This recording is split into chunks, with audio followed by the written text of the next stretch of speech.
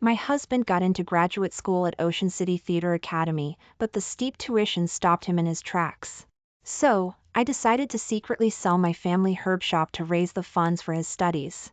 The guy who wanted to buy the shop looked around and said, "Grace, I came to see this place last week. A man brought me. He said his wife was pregnant, and he planned to sell the shop and move to Ocean City with his wife and child." I froze. In 10 years of marriage, I had never been pregnant. My busy husband came home early today and even prepared a large table of dishes. Leaning against the doorframe, I watched his busy figure in the back kitchen, feeling incredibly happy. My husband, Robert, is the star actor of the theater company. He has a handsome face that holds up to the camera, and his temperament is gentle and refined. A week ago, he received his acceptance letter for graduate school at the Theater Academy, but he'd been hesitant. He furrowed his delicate brows and said hesitantly, "The tuition for the Theater Academy is so high, and the living expenses in Ocean City will also be a considerable cost. Grace, I really don't want to spend it." I laughed and called him silly. "You said it yourself, Ocean City Theater Academy is the pinnacle of theater. Others can only dream of going there. Since we have the ability to get in, don't worry about the tuition. I'll sell everything/go broke to support you. Wife, you're so good to me." He hugged me, whispering affectionately in my ear, "Thinking about leaving you and living alone in Ocean City for a year, I honestly feel like it would have been better to have failed the exam." I laughed softly. Anyone around us probably thought I was lucky to marry such a smart, handsome, and family-oriented man. I hugged him from behind, sniffing the aroma of the special chicken soup on the stove, and said coyly, "It smells so good." Robert's body stiffened, and he pulled away from my embrace. "Smells good?" Maybe the actress I was rehearsing lines with today used too much perfume. I furrowed my brows. I was talking about the soup. "Ah, the soup," Robert awkwardly rubbed his nose. "Of course it does. I stewed it all afternoon." "Grace, I can handle it here." He turned and gently pushed me out of the kitchen. I set a 30-minute timer. "Could you help me check the time?" "Okay." I went to the living room and picked up Robert's mobile phone from the coffee table. The next second, a message flashed on the screen. "Jessica, Robert, I'm pregnant. Will you give me and the baby a home?" I stood frozen, feeling as if a hand had clutched my heart and given it a violent yank. The mobile phone screen was still lit, and immediately after, another message popped up. It was a bee-skin photo, showing the baby already taking shape. "Jessica, don't forget to delete it." Smiling mischievously, I tapped to open the chat interface and scrolled up. Sure enough, the chat history was completely empty, cleanly deleted. The sender was Jessica Wilson, a colleague of Robert's at the theater company. I remembered one time Robert was drunk and mumbled Jessica in his stupor. At the time, I teased him, asking if he was dreaming of an old flame. He just smiled and said she was a senior from his university days who had helped him a lot. After graduation, they came to this small town together with the theater company and were now very good colleagues. At the time, I even shared with him how precious youthful friendship was and how it should be cherished. I never expected him to cherish it so much that he was about to become a father for someone else's child. I held the mobile phone up to Robert's face, tears streaming down. "You said she was just a colleague, so why is she asking you to give her and the baby a home?" Robert's face instantly changed. He snatched the mobile phone from me and explained in a panic, "Grace, don't misunderstand. Jessica, she just didn't know who else to rely on, so she sent me the message." With that, he replied to her right in front of me, "Don't worry, Jessica. You're sister-in-law and I won't abandon you. Just rest easy and take care during pregnancy." The other side didn't reply. I frowned, asking with suspicion, "She's pregnant. Why doesn't she go to the baby's father?" However, that sentence seemed to touch Robert's raw nerve. He suddenly raised his head and snapped at me, "Jessica finally escaped that scumbag. Are you trying to push her back into the fire? Grace Miller, how can you be so heartless? And you're a doctor." I was stunned by his sudden outburst. Robert seemed to realize he had spoken too harshly. He sighed, "Grace, Jessica is truly pitiful. We can't just stand by and do nothing, can we?" I didn't answer. The content of their chat felt like a piece of lint stuck in my throat, unable to be coughed up or swallowed. It made me feel nauseous. Saying this, Robert pulled out a document and placed it in front of me. I've thought about it. The child Jessica is carrying can't be without legal parentage. We'll get divorced first, and once we've established legal parentage for the child, we'll remarry. I pushed away the pen Robert tried to put in my hand, hesitating. Is there really no other way for you to help her? We could actually. Grace Miller, it's just signing a piece of paper, Robert interrupted impatiently. Can you really bear to let Jessica be the target of gossip/rumors? Seeing my hesitation, Robert snatched the agreement. Jessica said you definitely wouldn't agree, and I didn't believe her, but I didn't expect you to be this unreasonable. I'm going to the theater company first. Come home when you've thought things through. With that, Robert walked directly into the back kitchen, took the pot of special chicken soup off the stove. He carefully placed the entire purple clay stewing pot into an insulated container/thermos, picked up the container, turned, and slammed the door shut as he left. I sat there, staring blankly at his retreating back. Every time we argued before, he would leave me behind, go sleep on the sofa at the theater company, and wait for me to come find him the next day and apologize. But this time, I lowered my head and gave a bitter laugh, tears dripping down. That special chicken soup was something Robert specially learned from my grandmother to pursue me back then. 10 years ago, in the spring, I brought Robert to my grandmother's herb shop, saying he was a good friend I had just met. Grandmother didn't say anything, just watched us with a constant smile. That day, grandmother, whose legs were already mobility impaired, personally cooked, stir-frying dishes and making soup, bringing almost all the delicious food in the house to the table. In front of the stove, grandmother bent her back, slowly stirring the soup in the pot with a spoon. For this soup, the heat is the most important. Simmering it slowly over a low fire is the only way to bring out the fresh flavor of the mushrooms. Robert stood by, listening intently. Grace has loved this since she was little, but this girl only drinks it and never learns. Grandmother gave me a chiding look. You're being stubborn now. If grandmother is gone later, you'll never get to drink this soup again. I hugged grandmother and said coyly, grandmother won't be gone. Grandmother will always make soup for me.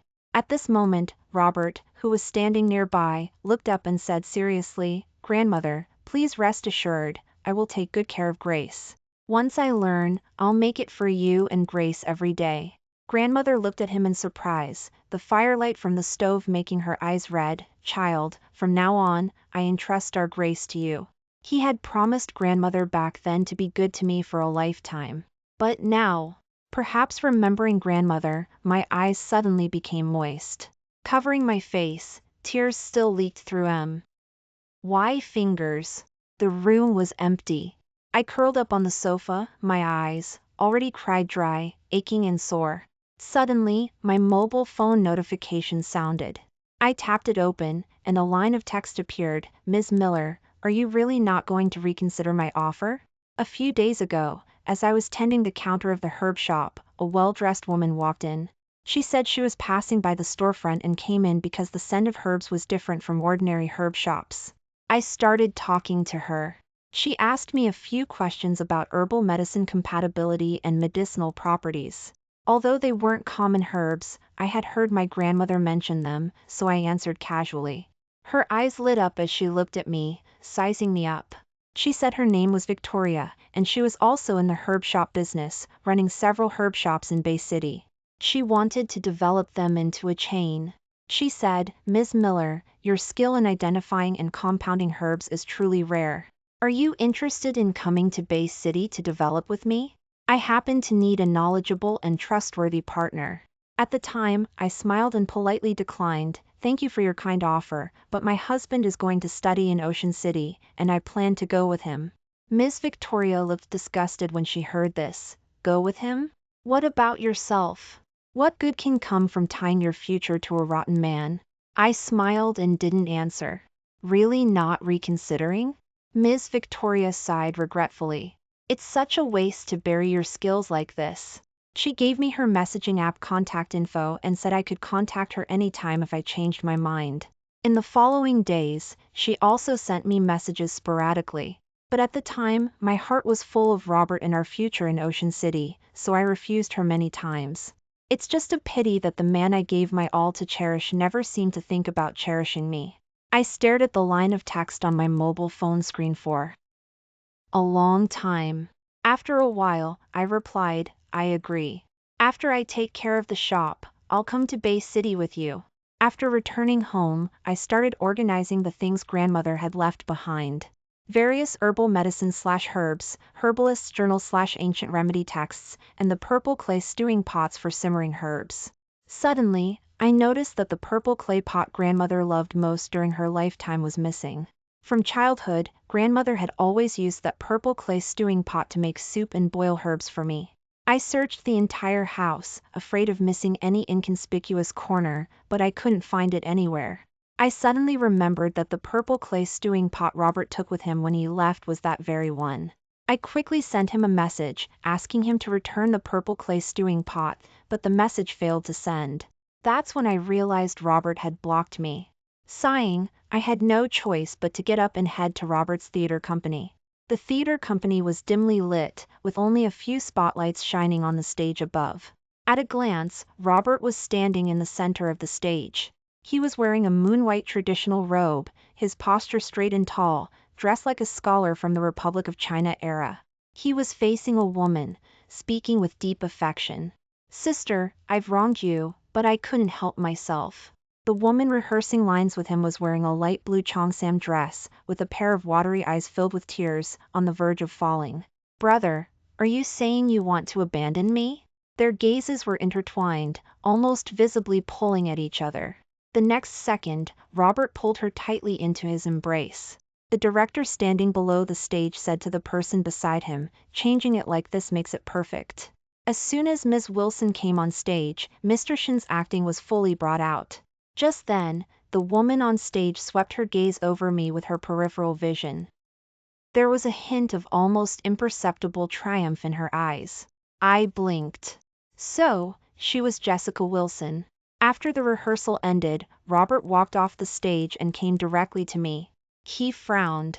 Didn't I tell you to wait for me backstage from now on? He used to invite me to every one of his rehearsals.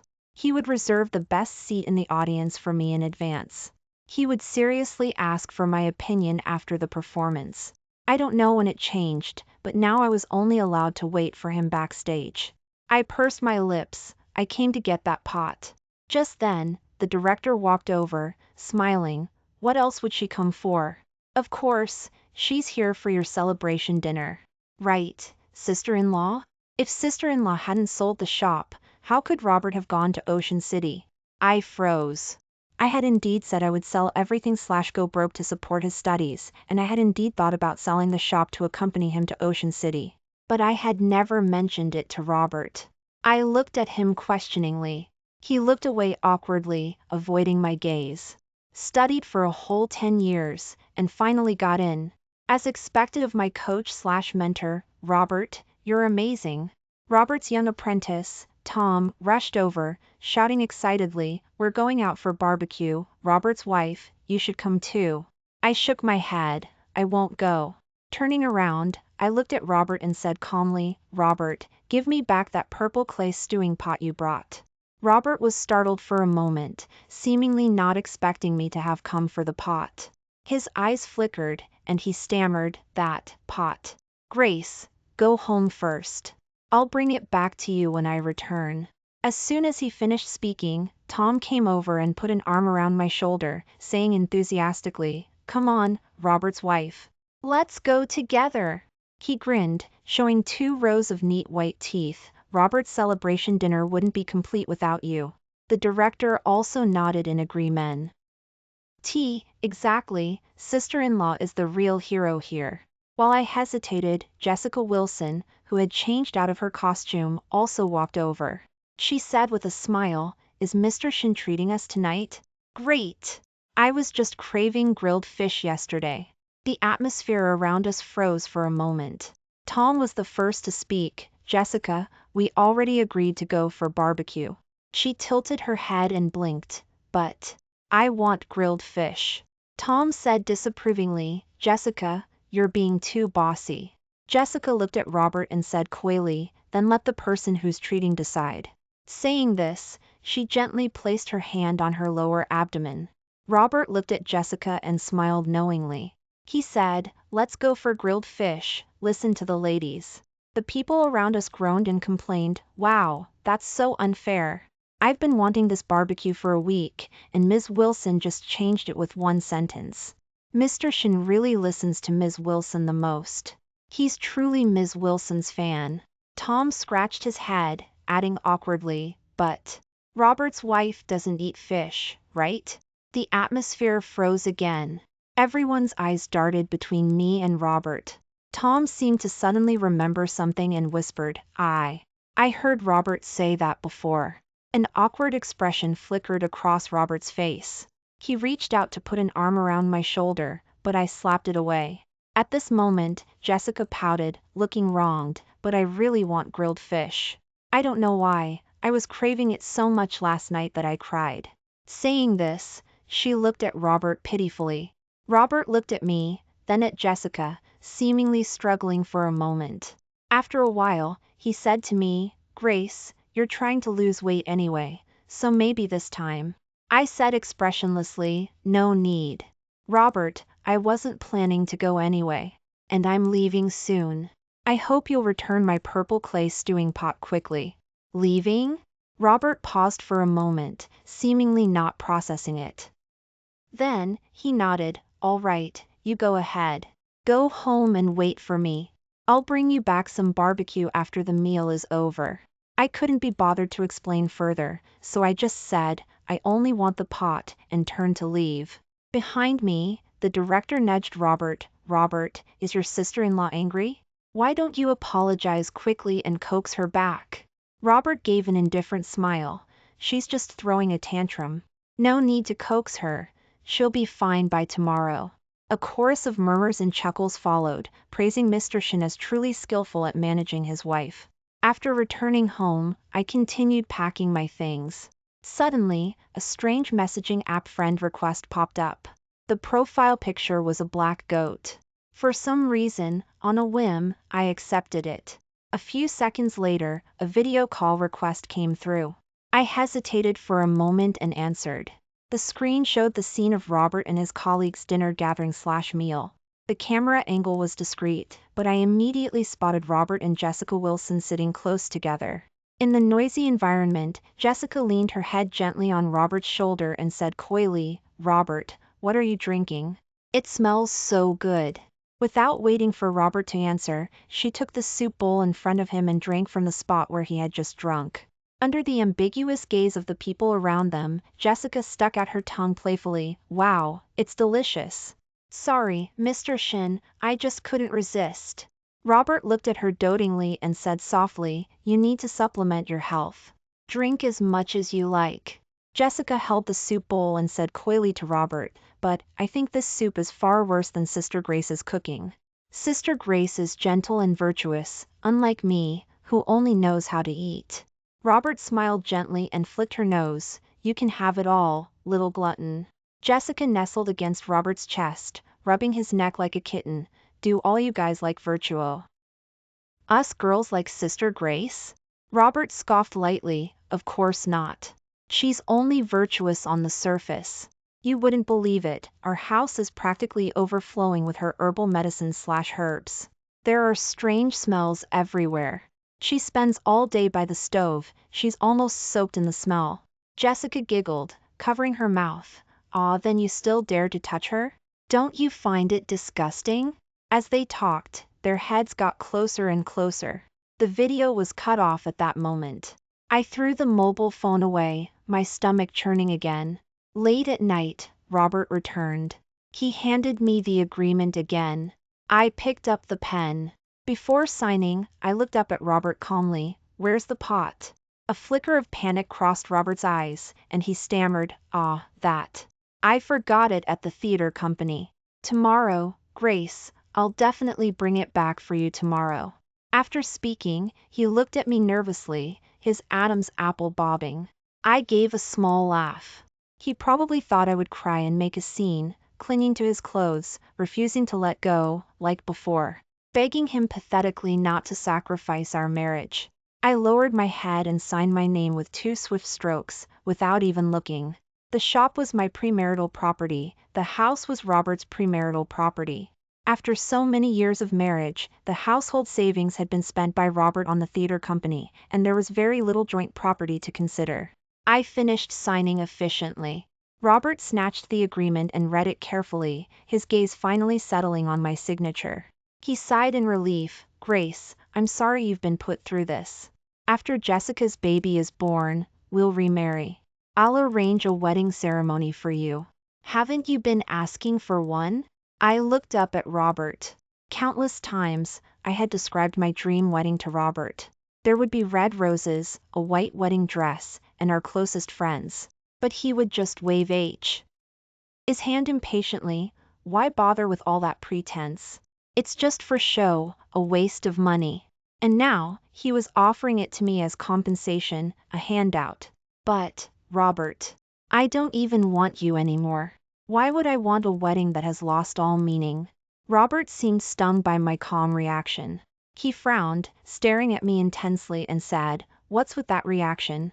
Are you crazy with happiness?" Seeing me not answer, he continued talking to himself. "Right, you've been wanting this wedding ceremony for 10 years, so it's time you had a chance to stand beside me openly. Once I'm back from Ocean City, we'll do it for you." He changed the subject. "So, have you sold our shop?" After going in circles, he finally asked what he most wanted to know. I couldn't help it anymore and let out a cold laugh. "What are you laughing at?" Robert was startled for a moment, then his brows furrowed tightly. "You're not planning to sell it, are you? No wonder your attitude has been so strange lately."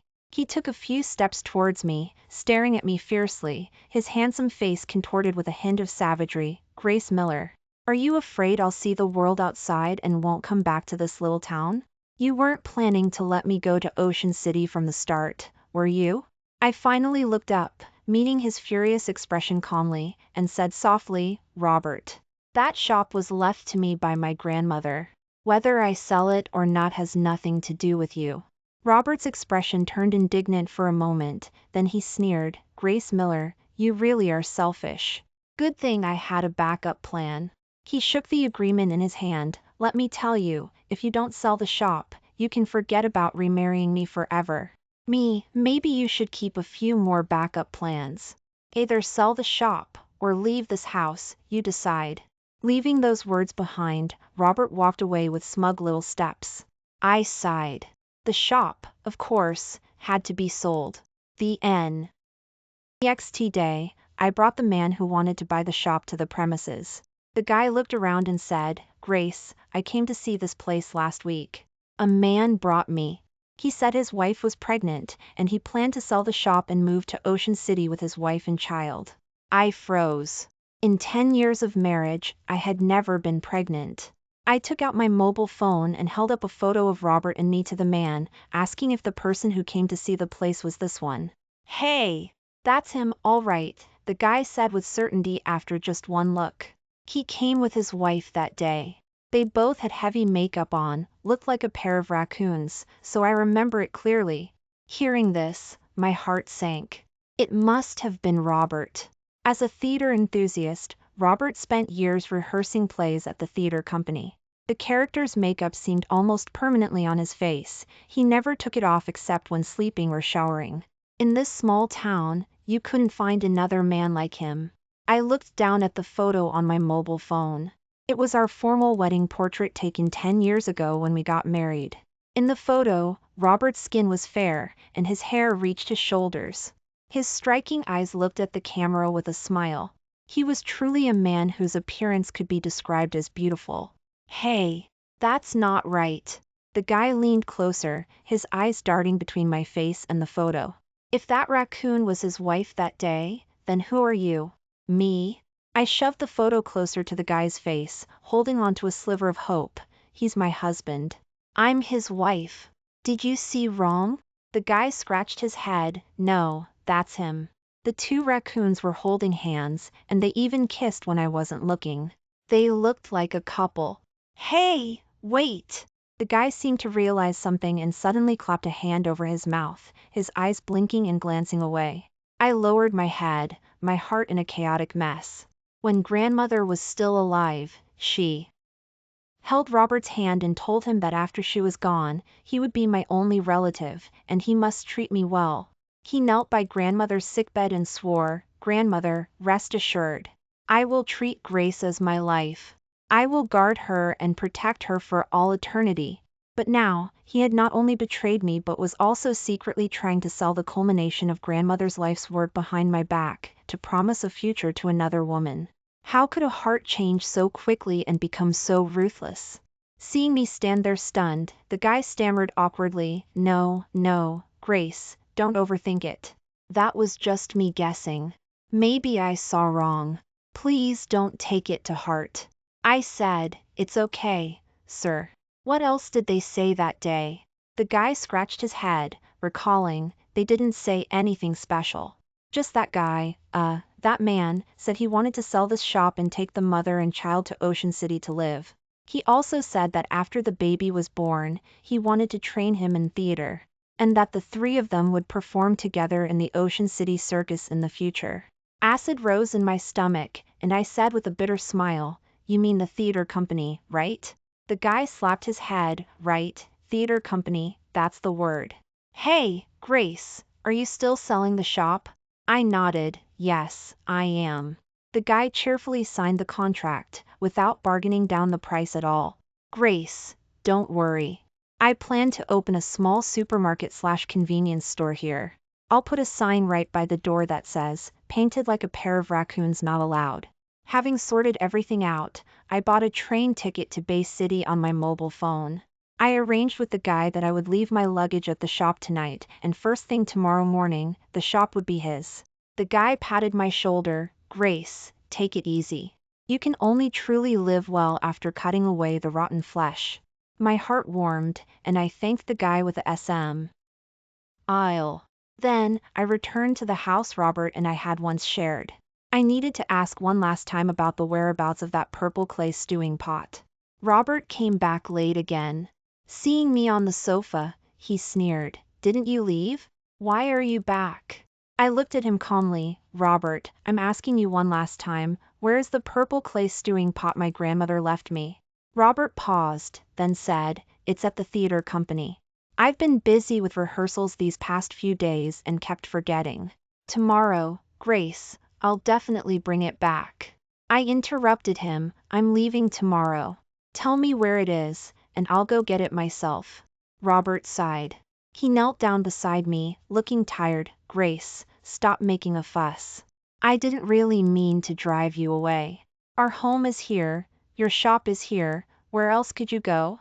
I know Jessica's situation has been hard on you. I pretended to be her husband so she wouldn't suffer from gossip/rumors. Everything I did was just to keep her in a good mood and help her rest easy and take care during pregnancy. I can promise you, I have absolutely no other feelings for her." Just as he was speaking, his mobile phone in his pocket rang. He answered, and Jessica Wilson's anxious crying came from the phone, "Robert, my light suddenly went out at home, and I'm so scared. Can you?" Before she could finish, Robert stood up abruptly, agitated. "Jessica, don't be scared. I'll be right there." He hung up the phone, putting on his clothes as he spoke to me. "Grace, Jessica's light is broken, and she's scared being alone at home. I'm going to check on her." I let out a cold snort through my nose. Robert, who was getting dressed, froze. He turned around and smiled at me, trying to be agreeable. "Grace, how about, you come with me? I don't feel right leaving you alone at home this late at night." For some reason, I nodded unexpectedly, "Okay." Robert and I arrived at Jessica Wilson's apartment. Robert knocked and the door, and Jessica Wilson's sweet, soft voice came from inside, "Robert." Jessica Wilson opened the door. She was wearing a silk pajama set that was almost sheer, her private skin faintly visible in the dim light. Seeing me behind Robert, her smile froze instantly. Robert walked straight in. "Jessica, didn't you say the power was out?" Jessica Wilson stammered, "Yes, the light in my room is out. I was too scared to sleep." I looked her up and down, sneering. Jessica Wilson lowered her head awkwardly, biting her lip and complaining with a wronged expression. Robert, am I bothering you by calling so late, making Sister Grace unhappy again? Maybe it's better not to fix it. I can just sleep on the sofa tonight. Robert frowned, looking displeased. You're pregnant, how can you sleep on the sofa? Saying that, he followed Jessica Wilson into her bedroom. As soon as we entered, a lewd smell hit us. The room was dark, with only a red candle lit on the bedside table, its flickering light casting an ambiguous glow on everything in the room. Scattered on the bed were several pieces of lace lingerie, and a thong. There was also a thin little whip on the dressing table/vanity. Seeing this scene, my stomach churned again. Jessica Wilson twisted her fingers, humming with a shy and innocent expression. The room is a bit messy. I was too tired last night and didn't get a chance to tidy up. Sister Grace, please don't mind. However, Robert acted as if he hadn't seen anything. He moved a chair under the hanging lamp/chandelier, stood on it, and looked up, fiddling with it. Is it the light bulb that's broken, or the wiring? Jessica Wilson immediately moved closer to hold the chair steady for him, while her other hand rested on his thigh, said coyly, I don't know, Robert, be careful, don't fall. I tore my gaze away from the two of them, afraid that looking for another second would make me vomit. Suddenly, a dark red jar/pot by the bedside caught my attention. I walked closer to look. It was the purple clay stewing pot my grandmother left me. I picked up the purple clay stewing pot. A rotten, sour smell assailed me. It was filled with vomit residue. I couldn't help but double over, dry heaving, feeling tears welling up in my eyes, threatening to burst. Robert walked over. Seeing the purple clay stewing pot in my hands, his face changed, and he stammered an explanation. Grace, this pot. Jessica was feeling weak before, so I used this to stew soup for her once. Jessica Wilson also bit her lower lip, her eyes red-rimmed. Sister Grace, I felt so nauseous that day, I couldn't help it, and I accidentally threw up in it. I glared fiercely at the two of them, my eyes burning. Jessica Wilson suddenly let out a sob, large tears rolling down. It's all my fault, I shouldn't be pregnant. Wah, wah. Saying that, she raised her hand and hit her own stomach. It's all my fault. Robert lunged forward, grabbing Jessica Wilson's wrist. Jessica, what are you doing? You have a baby in your belly. He pulled her into his embrace, resting his chin on the top of her head, comforting her. It's okay, Jessica, it's not your fault. Don't hurt yourself, and don't hurt the baby. Jessica Wilson looked up with tearful eyes, timidly looking at me, but... Sister Grace. Robert patted Jessica Wilson's back and looked at me. He said accusingly, Grace, the pot isn't broken anyway. You can take it back and wash it properly. It's not a big deal. Holding the purple clay stewing pot, I walked calmly towards the two of them. Robert and Jessica Wilson looked up simultaneously, like two tragic lovers. The next second, I raised my hand. I poured the sticky, semi-digested food residue from the pot over their heads. Splash, the sour, foul-smelling vomit streamed down their hair and faces. They stood frozen for a moment, then reacted belatedly. Jessica Wilson screamed and dry heaved, desperately trying to wipe the dirt/stain from her head. Grace Miller, you're crazy, Robert yelled at me. Don't you find it disgusting? As he said this, yellowish-green residue was running down his hair onto the bridge of his nose, which was indeed very disgusting. I smiled calmly, my voice rising at the end. Disgusting? More disgusting than you secretly having an unclear affair under the guise of taking care of a colleague? More disgusting than opening the door for a married male colleague in provocative pajamas late at night? Or more disgusting than secretly selling the shop my grandmother left me to satisfy your own sordid desires? Robert's face turned pale, and he stammered, Grace, that's not. I sold the shop too. I looked into his eyes and said each word clearly, Robert, nothing is more disgusting than the two of you. Back at the shop, I stood by the sink, washing the purple clay stewing pot over and over. I had turned the faucet on full blast. My fingers were white from the cold water, but it felt like I couldn't wash it clean, no matter how hard I tried. I don't know how much time passed. I heard footsteps behind me, and a foul smell permeated the air around me. Grace, stop washing. Robert grabbed my arm from behind. It's clean enough. I turned around and looked at him blankly. Clean enough? I forced a smile, but tears streamed down uncontrollably. It's too dirty, Robert, it's too dirty. No matter how I wash, I can't get it clean. For the first time, an expression of helplessness and panic appeared on Robert's face. Grace, stop washing. I'll help you wash it. Get out! I yelled at him. Robert froze, his outstretched hands suspended in midair. After a while, he spoke hoarsely. Grace, I'll go home first. You should come back soon too.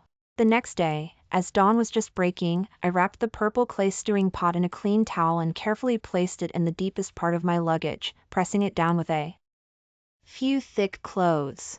With my luggage, I boarded the train heading for Bay City. As soon as I was settled in the carriage, my mobile phone buzzed. Grace, I made you your favorite special chicken soup. I left it at the entrance of the shop. Take it inside while it's hot. Don't let it get cold, it won't taste good if it's cold. My face was expressionless. I tapped the screen, delete contact. Confirm. The train whistle blew a long blast, and the train slowly started moving. The scenery outside the window began to move backward slowly, then faster and faster, leaving everything behind. The train arrived in Bay City. As it was nearing the station, my mobile phone in my pocket rang again. A strange number appeared on the screen. I thought it was the person Victoria had arranged to pick me up. Hello? Robert's anxious voice came from the other end. Grace, where are you? Where did you go? I just went to the shop to find you. A man opened the door. He said you sold the business to him. He's the owner of the shop now. What's going on? Is there some misunderstanding? I said calmly, no misunderstanding. I sold the shop to him. Silence fell on the other end of the phone. After a while, Robert's voice trembled. Grace, are you leaving? Where are you going? His voice held a hint of crying, urgent and wronged. Grace, don't be angry. I've made things clear with Jessica Wilson. After the baby is born, I'll have nothing to do with her anymore. Robert, I interrupted coldly, from now on, your business has nothing to do with me. Grace! Just then, the train stopped precisely at the station, and the door opened with a hiss. The sounds of the bustling crowd and announcements instantly flooded the carriage. I looked up at the crowded train platform. Towards the exit, Victoria was standing on her tiptoes, craning her neck and looking around. Seeing me, she waved vigorously. Grace! Over here! I decisively pressed the hang-up button and walked quickly towards the exit. I used the money from selling the shop to open a chain of herb shops with Victoria in Bay City. The business was booming. A year later, Victoria took over 2 more new locations.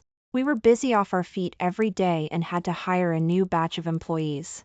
One day, I happened to learn that David, one of the newly hired employees, was from the same hometown as me. During downtime, I chatted with him. The young man was very talkative. When he learned I hadn't been home in a long time, he enthusiastically told me many new things from our hometown. Oh, and there's that big gossip/scandal at the theater company in our town. Do you know about it? I shook my head. David excitedly slapped his thigh. It's about that star actor of the theater company. What's his name? Chin something. He married a woman from the theater company and had a child.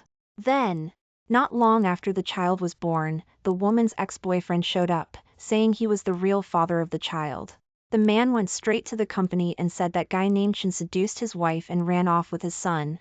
I held my teacup and munched on snacks/sunflower seeds with interest, and then, the man said that guy named Chin ruined his family and demanded compensation, $50,000. I took a sip of my tea. What happened in the end? What else could happen?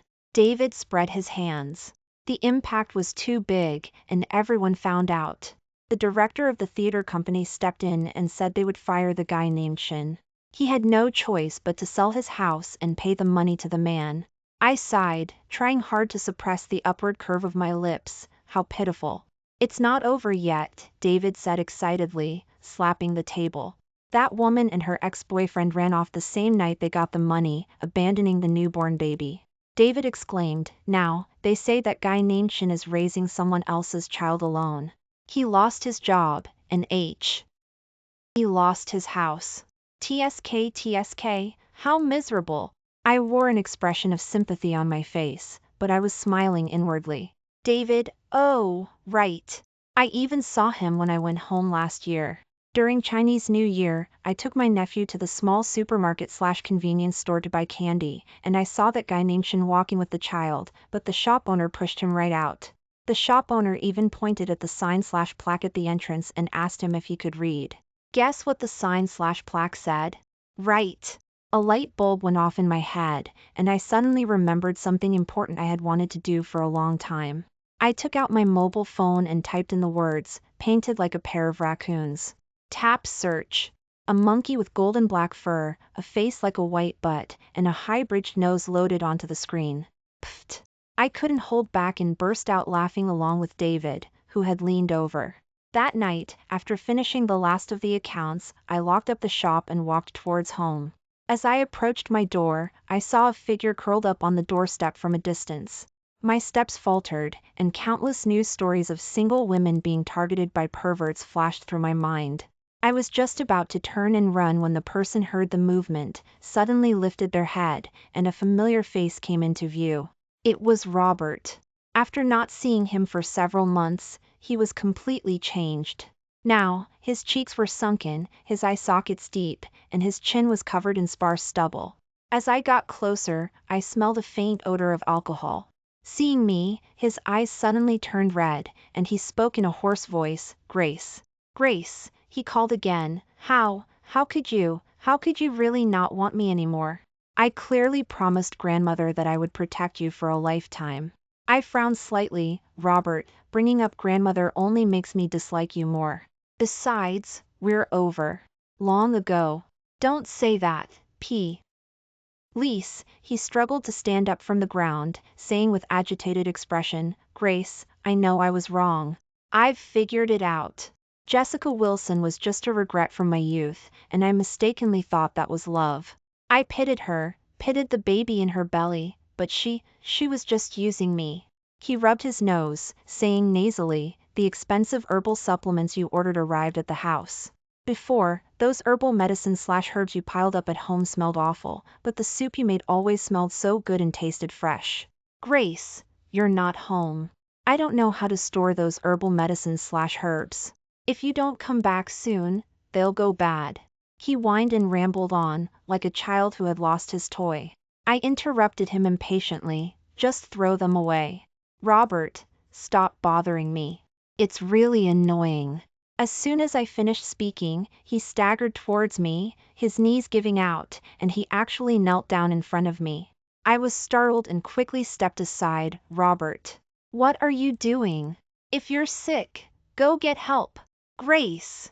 He ignored me, shuffling towards me on his knees. Only you are the only one in this world who is truly good to me.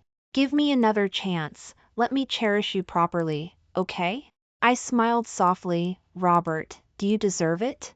With me, you don't even have the right to be forgiven. Robert seemed stung, muttering, I'm sorry, Grace, I'm sorry. Not wanting to say another word to him, I opened the door and walked in without looking back. With a bang, I shut the door on Robert's unfinished sentence. He stood there stunned for a while, then turned and walked away, looking crestfallen. I watched from the window as Robert's figure grew smaller and smaller, finally disappearing in the direction where the sun was setting. Tomorrow, the sun will rise from there again, and my new life has just begun.